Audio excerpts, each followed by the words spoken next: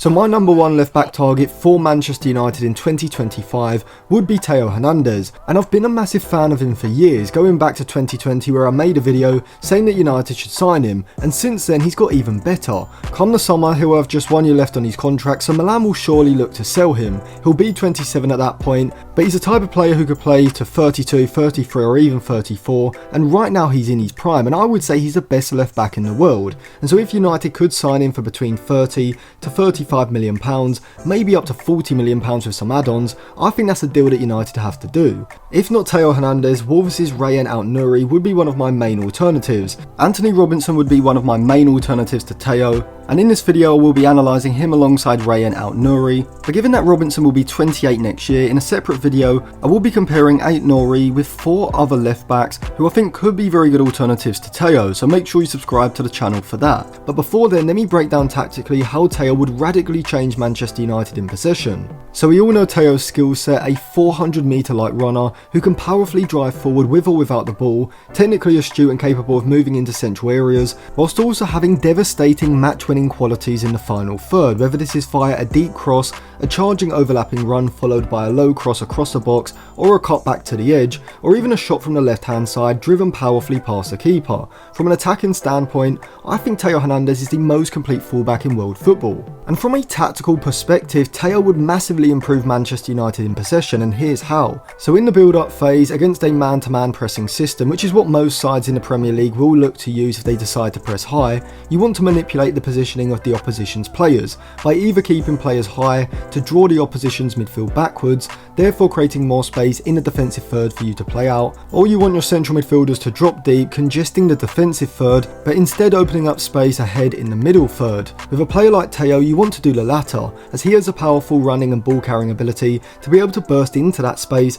and act as a source of rapid ball progression, and you can do this by having the midfield three dropping deep, pulling the opposition's midfield line high whilst your front three hold high positions in order to push the opposition's back line backwards and maximise the space between the lines. Now, in order to take advantage of this space, there are a few different patterns of play that I would implement. But before I tell you what those are, if you want to pick up any of the new season jerseys, go over to Jersey FIFA. They've also got the retro, club and international jerseys as well. A link will be in my Instagram bio, which you can find in the description, and use code Atlantis at checkout for a discount. So the first pattern of play would be a pretty simple switch of play, which could come from United initially building down the right, looking to drag the opposition over to that right side and leaving Theo in massive amounts of space on the far side as the opposition's midfield line look to remain narrow and compact, and in order to release Theo you simply need a well executed long pass over the opposition's wide midfielder on the far side, either from the right sided centre back De Ligt in this case, or the keeper Andre Onana. From here Theo has a ball control to be able to efficiently bring down the ball either with his chest off feet before taking advantage of the space by powerfully driving into it. Alternatively, you could look to use a shorter passing sequence in order to release Theo. Say if United look to build out through the left side with Lisandro Martinez,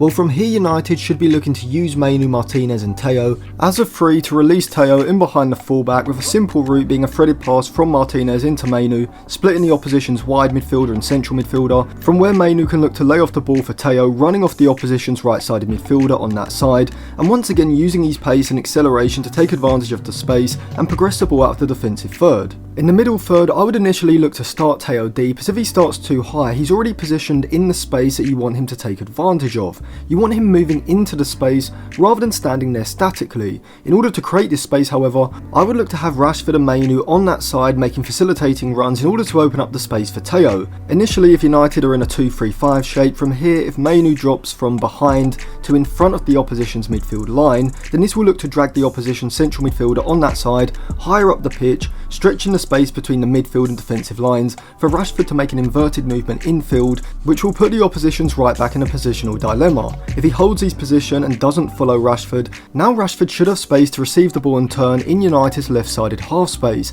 but if he does what most fullbacks will probably do, which is follow Rashford's run narrow, then this will open up space on the outside for Theo to power powerfully run off of the wide player and make an underlapping run into, looking for a long pass or a through ball in order to release him. However, if the opposition adapts to the threat of Theo overlapping and instructs their right-sided midfielder to diligently track the run, this is going to drag him deep into the back line and create a back five temporarily, which will open up space on United's left for Lisandro Martinez to receive the ball wide of the opposition's front and midfield lines, from where he's not only in a better position in order to progress the ball into the final third, but the opposition has also been forced deeper, aiding United in pushing the opposition backwards into their own defensive third. Alternatively, you could also create a situation where Theo is a player receiving the ball in the half space, or at least be in position there to make a run. Mainu can drop in front of the opposition's midfield line, dragging the central midfielder high, but rather than moving in field, Rashford can look to make a deeper movement on the flank. Theo can then make a diagonal run off of the back of the wide midfielder into the half space initially, from where United can look to work the ball into Theo directly between the lines, or if the opposition's midfield remain narrow, closing off that passing lane, United can circulate the ball out wide to Rashford in a deeper position,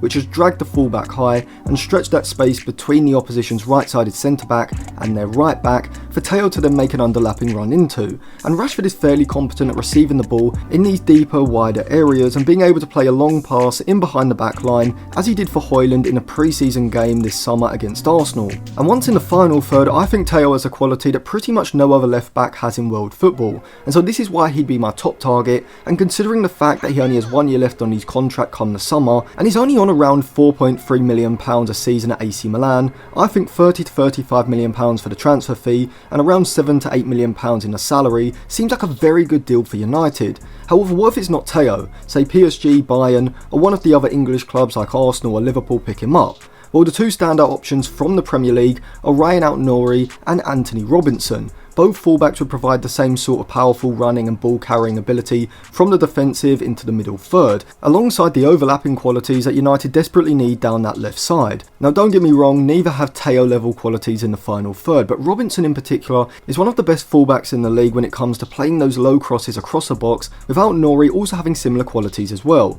And when I show you both players' FB ref reports in just a bit, it'll be easier to see who the more productive is. But from the eye test, both do look incredibly similar stylistically. However, I think Aït-Nouri is slightly behind Robinson in his development, which you would expect considering Aït-Nouri is 24 next summer and Robinson will be 28 in August. Whilst both have the capabilities to perform the role of an athletic overlapping fullback, Robinson's overall game is a lot more complete, and I think his crossing in the final third is better as well, and the stats back this up. If we compare the two over the past 365 days against every other fullback in Europe's top 5 leagues, we can see that in terms of progressive and creative passing, Robinson's output is way above Aït-Nouri's, being a significantly better progressive passer in the middle and defensive third, and from the eye test, I think he does look a bit more assured in possession, with Aït-Nouri sometimes being a bit chaotic when he's got the ball at his feet, and whilst he is a good retainer of possession via his short and medium passes, his long passing is pretty poor at the moment, and so passing wise, Robinson is clearly the better player.